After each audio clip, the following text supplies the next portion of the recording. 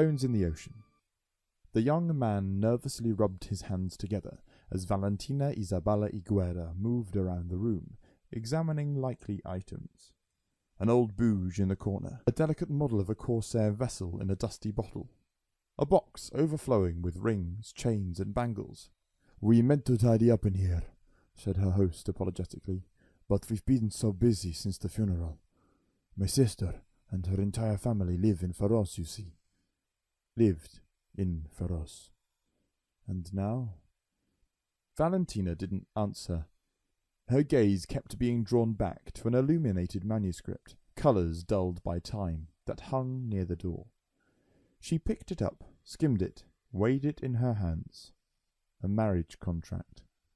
There was something off about it. Not the words, something about the document itself.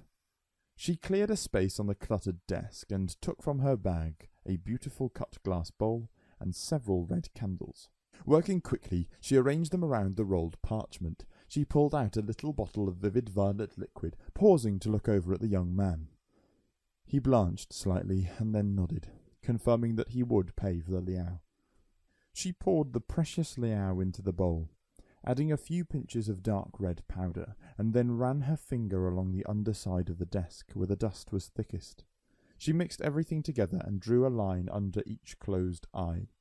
Then she waited for a moment, centering her thoughts and opening herself to the world around her. With a deep breath, she inhaled the fumes from the bowl and touched the parchment. It felt like touching shards of broken glass. She steeled herself, resisting the reflex to pull away. The sensation became stronger. Glass and the smell of salt and the rumbling of distant thunder merged together to suggest a presence. An angry, frustrated presence. She sighed as she opened her eyes and wiped her hands on her skirt. "You were right," she said without preamble. "There is a ghost haunting your grandmother's things." The young man looked like he might cry. "But we had Matteo y Maristella Iroquesa for the funeral. 2 days it took, and a throne a day. How?" Valentina was already shaking her head. "It doesn't work like that. I don't doubt you celebrated your grandmother's life just as she would have wanted. I know Matteo's work, and he performs excellent funerals. But sometimes these things just happen. Nobody really knows why. There's not much point in worrying about it. There's even a small chance it's not even your grandmother, but—" She trailed off. The young man didn't look particularly reassured by her candidness. "I think it will get worse. This is a strong-willed spirit, and it is already going to be difficult to uproot. Right now it's just banging and bumping and odd dreams. There is a chance it will stay like that. But this is an angry spirit, and it's a short path from there to hate. Especially with your house so full of life." This last she said in a raised voice, as the sound of people shouting and the herd of oxen stampede thunder of a gang of laughing children burst through the walls. Her host wiped his eyes and blew his nose, and nodded decisively. "How much? To give my grandmother some peace and quiet." Valentina quickly calculated how much liao it would take, adding the price of the potion she'd need to use, adding 2/5 for her expertise, and deducting 3 drinks for the meal they'd already given her when she arrived. The remainder was not small, and he winced when she told him, but agreed. It was lucky he had called for her when he did. The angrier the ghost became, the harder it would be to remove. She turned back to the table and pulled a practical-looking brass brazier from her bag. "I'll have to burn this contract," she said, glancing over the beautifully decorated page. "The ghost has fixated on it, and it's not best to leave these things to chance." The young man agreed, and began to talk about how important it had been to his grandmother, but Valentina was already tuning him out, focusing on the task at hand. This would be a lot easier if she had an assistant, she mused absently, and sighed again. Overview. The Isle of the Orsini sits at the southern reach of Faroz in the Khazar Straits. It isn't easy to reach. The currents and the winds seem to actively dislike helping boats find these unwelcoming shores. It's known for 2 things: thick sea fogs and stories of ghosts. For centuries there have been tales about the haunted Isle of the Orsini, plagued by the spirits of dead pirates and the malign shades of those who sought to do harm to the freeborn. The rare travellers who visited the isle speak of the cloying mist that rolls across the headlands, and in which the shadows of orc raiders can sometimes be seen. When the sea is becalmed, visitors claim that the creaking of rigging and the grinding sound of anchors being dropped echo from empty waters. For centuries, a reclusive order of freeborn priests dwelt on the island and dedicated themselves to the task of dealing with the malign presences that came to its shores. The situation changed in spring 383 year of the Empire, when the Grendel conquered the Khazar Straits. They quickly overran the Isle of the Orsini, imprisoned the freeborn living there, and began turning the island to their own purposes. Fortunately, a small group of priests were able to escape with the aid of corsairs from a nearby town of Shantarim. They brought a worrying tale to the civil service, speaking of ancient white granite pillars that bound the ghosts of pirates and reavers to the isle. Orc ghosts. Grendel ghosts. Ghosts that the people of the Broken Shore could press into service to wreak havoc during their conquest of Feroz. The military council used a major conjunction of the Sentinel Gate to send a force of Imperial heroes to the Isle of the Orsini to exorcise these pillars and prevent the Grendel mastering the ghosts bound within. They were successful, but none of the priests who lived there, the Justicars as they called themselves, came back to Anvil with the victorious raiding party. In the months since, no further word came from the Isle of the Orsini, and the stranded Justicars remained unaccounted for. Under contract. During the autumn equinox, as part of the Grendel Treaty, the Imperial Fleetmaster arranged a meeting between the Orc ambassador, Speaker Morna, and the freeborn priest Finna Ifiados Iguera to discuss the Isle of the Orsini and the Justicars remaining there. Speaker Morna himself had no particular awareness of what had been happening on the isle, but allegedly did his best to negotiate in good faith. The result was a contract intended apparently to serve as a codicil to the main treaty, securing certain provisions relating to the isle. Specifically, a group of up to 100 priests or Justicars would be allowed to return to the island and minister the unquiet dead there, and potentially in other parts of Feroz. Shortly after the autumn equinox, a small party of freeborn arrived on the island to discover what had happened in the months since Imperial heroes had last visited. They found few signs of the people who had once lived there. The isle had been claimed by a coven of Grendel magicians, who were just putting the finishing touches to a squat tower of white granite and mithril they had built at the heart of the island. The cloisters used by the Justicars had been repurposed as a garrison for the Broken Shore orcs and their slaves. The white granite pillars that once bound the dead were no more.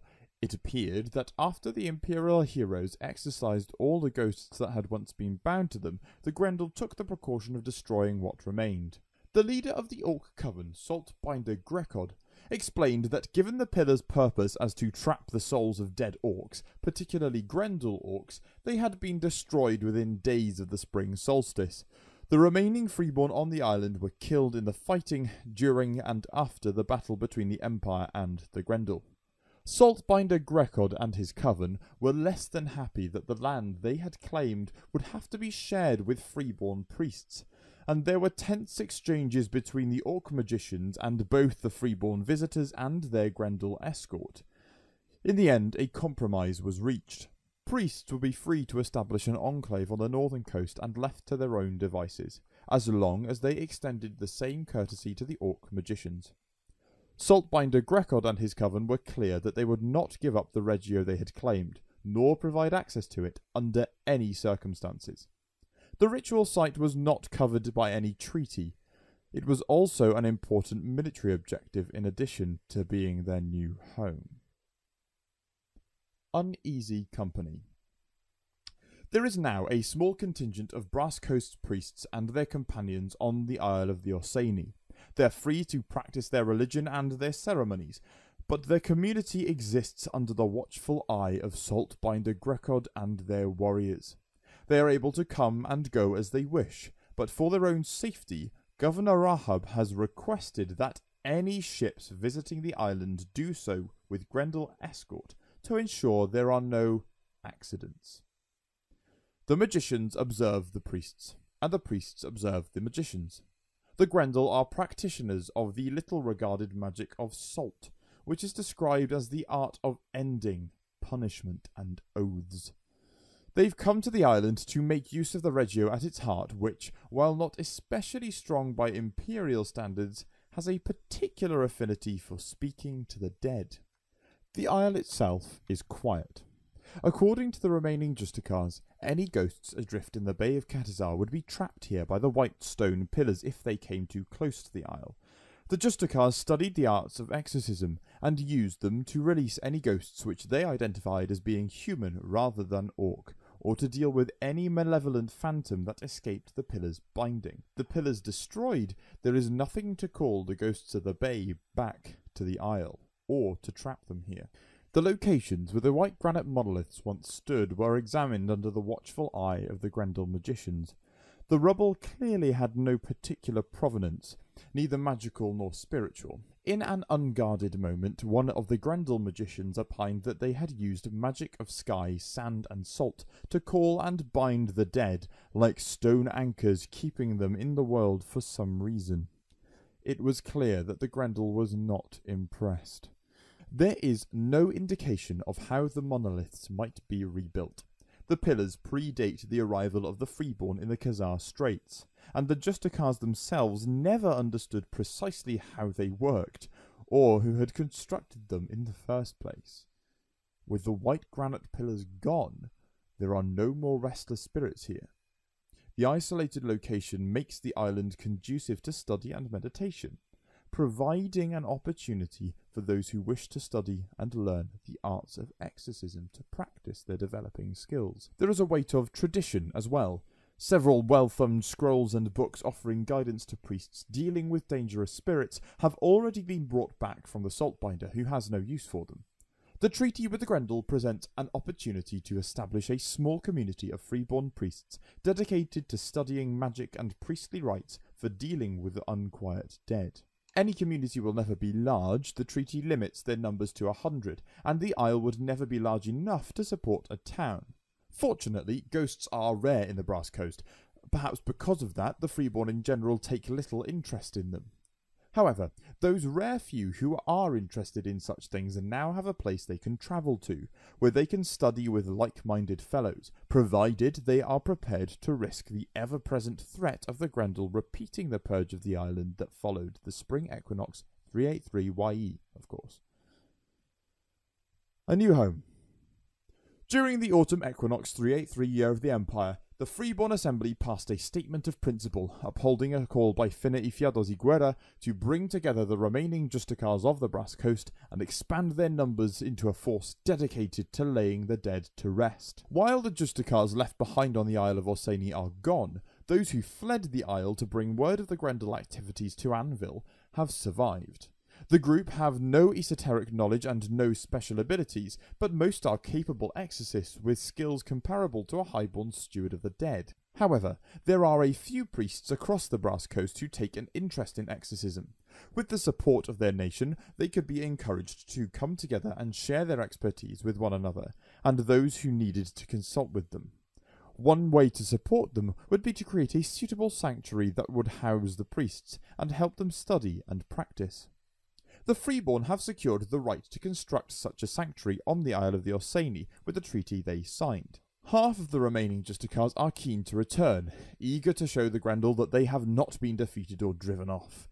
The isle has been their home for centuries, and though the white granite pillars are gone, building the sanctuary here would be a clear way to send a signal that the Freeborn are not giving up on Feroz. Of course, such a gesture would not be without risk. The Grendel will not break the treaty they have signed without provocation, but it will only last for 2 years. If Lord Rahab were to turn against the Empire after the treaty expired, or be replaced by a less diplomatic governor, then the Orcs might crush the Enclave with ease. Other locations in the Brass Coast are possible and would clearly be safer. There are plenty of spaces that would provide a supportive atmosphere for study and meditation. Both the peaks of Braden's Jas or the wind-swept plains of the Jade Range in Karaman offer isolation, for example, but are not so difficult to approach that petitioners could not reach the priests if they needed them. There are several islands in the Calvos Sound that are uninhabited, save for sheep and puffins, which would further cement the connection between the Justicars and the sea. The battlefields of the Iron Plains in Segura represent perhaps the most haunted location in the entire Brass Coast, which is not saying much, of course, and while there is some risk from the Yatun orcs, they could also provide a good location for a sanctuary dedicated to the study of the dead. The Sanctuary of the Justicars. The Senate could commission a ministry to bring together freeborn priests interested in exorcism. It would cost 14 wains of white granite and 28 crowns and take 3 months to complete. It could be built on the Isle of the Orsini or in a number of other locations across the Brass Coast. The Imperial Senate could commission a sanctuary for the Justicars in the Brass Coast. Regardless of where it is built, it would provide a place for freeborn priests interested in exorcism to study and share their skills. It would also provide a place for the few remaining Justicars to practice their calling and provide ample opportunity for them to craft the tools of their trade. Those freeborn citizens troubled by ghosts could travel to the sanctuary to seek the counsel of the priests or secure their aid. The treaty with the Grendel includes a provision to build the sanctuary on the Isle of the Orsini, making it possible to commission the building there, even though Feroz is under Grendel control. The sanctuary could also be built anywhere in Madruga, Segura or Karaman, since they are under Imperial control. The ministry would create the title of Justicar of Orsini, or whatever town or location the sanctuary was established in. It would require 15 wains of white granite and 30 crowns and take 3 months to complete. The title would be appointed by the Brass Coast National Assembly and serve for a year. It would be appropriate to make the title responsible for dealing with the unquiet dead and ghosts of the Brass Coast. Since the Brass Coast is rarely troubled by such spirits, the Senate could grant the position wider responsibilities for organising the few freeborn exorcists who attend Anvil and directing them to deal with threats encountered through the Sentinel Gate as well. In addition to serving as a place for priests interested in exorcism to gather, it would provide a sanctuary for those who simply wished to study and explore philosophical matters.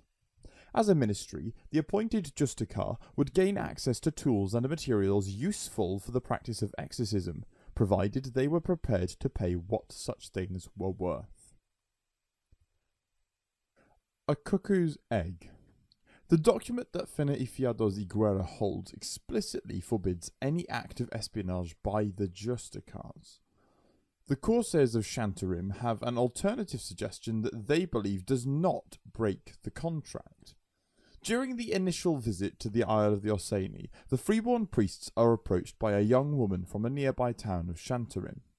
For generations, the Justicars were regularly supplied by boats from the Corsair town, and some of the remaining families are keen to see that situation continue, especially if it presents an opportunity to strike a blow against the conquering orcs.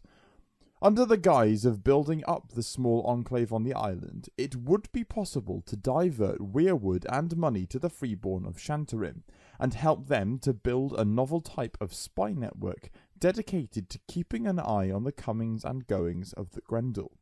While focused on the coast, it would also allow them to cultivate agents in the western parts of the territory to report to sailors who would operate right under the nose of Lord Rahab, the self-styled governor of Feroz. The contract between Fene Ifiados Iguera and Speaker Morna grants her rights to settle with up to 100 Justicars on the Isle of the Orsini, but explicitly forbids the priests from spying on the Grendel.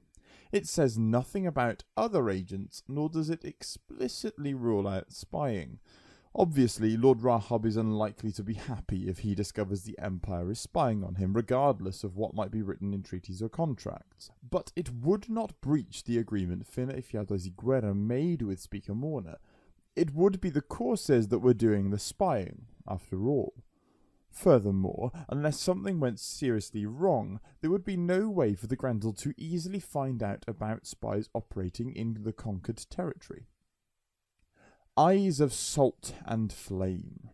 The Imperial Senate could commission a special spy network in Feroz, which would cost 5 wains of weirwood and 10 crowns and take 3 months to build. It would have an upkeep of 2 thrones each season. The spy network would be specifically designed to be supported by ship captains rather than soldiers. With the Broken Shore bounty rendered meaningless by the peace treaty, there are corsairs both in Feroz and Madruga itching for a chance to take action against the Grendel, and this spy network would allow them such an opportunity. Funneling the materials to the corsairs could be done under the cover of building an enclave on the Isle of the Orsini. It would require a Senate commission, and cost 5 wains of weirwood and 10 crowns. It would take 3 months to complete, and would have an upkeep of the Imperial Treasury of 2 thrones per season. Once finished, it would make a special commission that would function just like a spy network, except that it would benefit from fleet support rather than military support. While this special spy network would not need to be commissioned immediately, there is only a narrow window to take advantage of the opportunity. If it is not commissioned by the end of the spring equinox 384 YE, the opportunity will be lost. The Empire will still be able to build a spy network in Feroz, but it would need to do so following the normal rules for such a commission, and it would not benefit the support of fleets or the corsairs of Shantarim. Game information. Justicars. Fundamentally, the Justicars are a legacy of the Brass Coast's ancient highborn roots, which is one reason they are sometimes referred to as being a pre-imperial sect. They have never been numerous, and in recent times there are only a few freeborn priests who still called themselves Justicars. Most of them lived on the Isle of the Orsini, drawn there to deal with the white granite pillars and the spirits they attracted. That sect was almost wiped out when the Grendel took the island. Justicars are not an archetype. Few freeborn have ever met one. The term is simply a traditional name adopted by some Brass Coast priests who opt to focus their work on exorcism. It's fine to play a Justicar if you want to. It just means that you're a priest who makes exorcism your focus. You could play a character who has trained as part of the tradition from any part of the Brass Coast, or one who trained on the Isle of the Orsini. You could even play one of the handful of priests who escaped the Isle after the Grendel invasion. The only thing not available as a player character background would be one of the Justicars who stayed behind on the Isle. They are all dead. There are plenty of freeborn priests who can exorcise a troublesome ghost who don't call themselves Justicars, just as there are plenty of freeborn priests who don't call themselves Soutenir. Most Justicars are not Soutenir, simply because focusing on dealing with ghosts is at odds with the Soutenir's calling to encourage people to embody virtue, explore morality, and celebrate their successes. There are a few places where we had incorrectly associated Justicars with Soutenir. We've edited those locations to make this clearer. If you are creating a background for a Justicar, bear in mind that ghosts and haunting are unusual in the Brass Coast. They definitely happen, but they are rare compared to other nations such as Highguard Varushka or the League. The people of the Brass Coast seem less likely to linger as ghosts than the citizens of other nations. Further reading. Feroz, expanded information about the Isle of the Orsini. Spindrift, details the invasion of the Isle of the Orsini by the Grendel. Generals, this season a force of Grendel made landfall on the myriad isles of the Khazar Straits and along the coast of the Oran-Sarai between Oran and Johara. Orchards, farms, granaries and fishing ports have all been pillaged by greedy barbarian looters, whilst businesses and workshops have been turned upside down in pursuit of coin, luxury items and fine metalworking. Their sudden landing from the sea pushed down into Fontagenta, drawing just short of seizing the entire coastline. Yet this is not a force well suited to a large-scale invasion of an imperial territory. Being mainly marines and sailors that support the Grendel fleets, they lack troops needed to push further inland. Amidst the refugees fleeing the Grendel across Feroz, a small group of priests have presented themselves to the civil service to relay information they felt pertinent to the military council. The freeborn priests are part of a closed and reclusive order of Justicars that have resided on the Isle of Orsini since the founding of the Brass Coast. There are tales told by visitors from across the Empire that the island is perhaps haunted, plagued by the ghosts of dead Grendel pirates and the malign spirits of those who sought to do harm to the freeborn. There are tales told by visitors from across the Empire that the island is perhaps haunted, plagued by the ghosts of dead Grendel pirates and the malign spirits of those who sought to do harm to the freeborn. Many travellers have spoken of sea fogs that roll across the headlands of the isle, and in which can be seen the shapes of orc corsairs and sailors, whilst when the sea is becalmed, it is claimed that you can hear the sound of rigging and anchors being dropped.